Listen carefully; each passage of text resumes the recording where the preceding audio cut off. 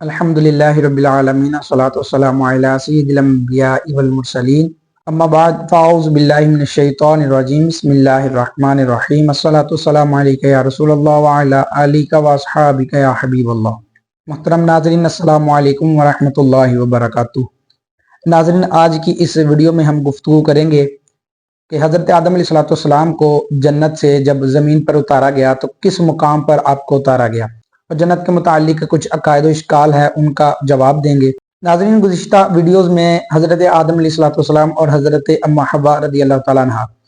आप पर गुफ्तगू चल रही है कि जन्नत में हज़रत आदम अलैहिस्सलाम पर अल्लाह ताला ने नींद को तारी कर दिया और अल्लाह ताला ने आपको एक ख़ास फल खाने से मना फरमा दिया, और इसके अलावा आपको अम्मा हव्वा रज़ियल्लाहु ताला अन्हा को जन्नत से निकाल कर ज़मीन की तरफ उतार दिया। इन पर यह इश्काल वारिद होता है कि जन्नत के बारे में यह अकीदा है कि इसमें ना नींद तारी होगी और ना ही किसी हुक्म का पाबंद किया जाएगा। इन बातों पर तो ये इश्काल वारिद होता है कि जन्नत के बारे में तो ये अकीदा है कि ना वहाँ किसी को नींद आएगी और ना ही जन्नत में किसी खास हुक्म का पाबंद किया जाएगा, और जन्नत में दाखिल होने के बाद किसी को निकाला नहीं जाएगा। हज़रत आदम अलैहिस्सलाम के साथ तो ये तीनों वाक़यात रूनुमा हुए, तो फिर ये अकीदा कैसे दुरुस्त होगा? इसके बारे में उलमा किराम लिखते हैं कि ये तीनों बातें क़यामत के दिन जन्नत में दाखिल होने के बाद नहीं होंगी, यानी क़यामत के बाद जब लोग जन्नत में जाएंगे तो उसके बाद ये वाक़यात रूनुमा नहीं होंगे। दुनिया में इस तरह के वाक़यात रूनुमा हो सकते हैं, और वैसे भी ये अल्लाह तबारक व तआला की मर्जी और हिकमत है। अल्लाह तबारक व तआला जो चाहे वो कर सकता है। हज़रत अब्दुल्ला बिन अब्बास रज़ियल्लाहु ताला अन्हुमा फरमाते हैं कि हज़रत आदम अलैहिस्सलाम को हिंद में और हज़रत हव्वा रज़ियल्लाहु अन्हा को जद्दा में उतारा गया। जब अल्लाह ताला ने आपको जन्नत से ज़मीन पर उतारा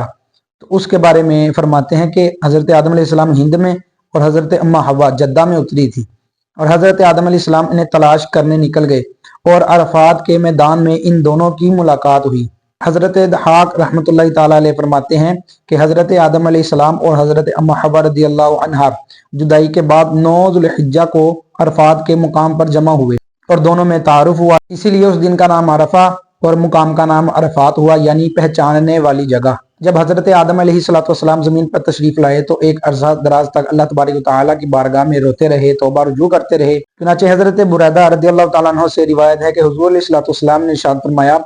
अगर हज़रत दाऊद अलैहिस्सलाम और तमाम अहले ज़मीन की गिरियाज़ारी का हज़रत आदम अलैहिस्सलाम के रोने से मुवाजना किया जाए तो आप अलैहिस्सलाम यानी आदम अलैहिस्सलाम की गिरियाज़ारी के बराबर ना होगा,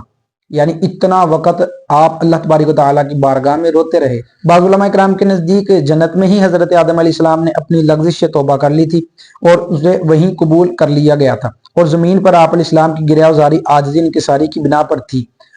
और बाज़ उलमा किराम के नज़दीक आप ज़मीन पर तशरीफ़ आवरी के बाद हज़रत आदम अलैहिस्सलाम अल्लाह ताला की तौफ़ीक से तौबा इस्तिग़फ़ार में मशगूल हो गए थे, और हज़रत आदम अलैहिस्सलाम के साथ हज़रत अम्मा हव्वा रज़ियल्लाहु ताला अन्हा उन्होंने भी तौबा की थी। कुरान करीम में उनकी तौबा का जिक्र नहीं, लेकिन हज़रत आदम अलैहिस्सलाम के साथ उस वक़्त आपने भी तौबा ज़रूर की थी। नाज़रीन, हज़रत आदम अलैहिस्सलाम के इस वाक़े से हमें भी सबक सीखने को मिलता है। हज़रत आदम अलैहिस्सलाम ने जिस तरह अपनी लग़्ज़िश के बाद अल्लाह तबारक व तआला से दुआ फरमाई, इससे मुसलमानों के लिए तरबियत है कि उनसे जब कोई गुनाह सरज़द हो जाए तो अल्लाह तबारक व तआला की बारगाह में अपने गुनाह पर नदामत का इजहार करें और मग़फ़िरत और रहमत का आजिज़ी से गिर कर सवाल करें। और हज़रत आदम अलैहिस्सलाम की तौबा के कलिमात से मुताल्लिक़ रिवायात से ये भी साबित हुआ कि बारगाह इलाही के मकबूल बंदों के वसीले से बहक़ फ़लाँ और बजाहे फ़लाँ के अल्फाज से दुआ मांगना जायज़ और हज़रत आदम अलैहिस्सलाम से साबित है।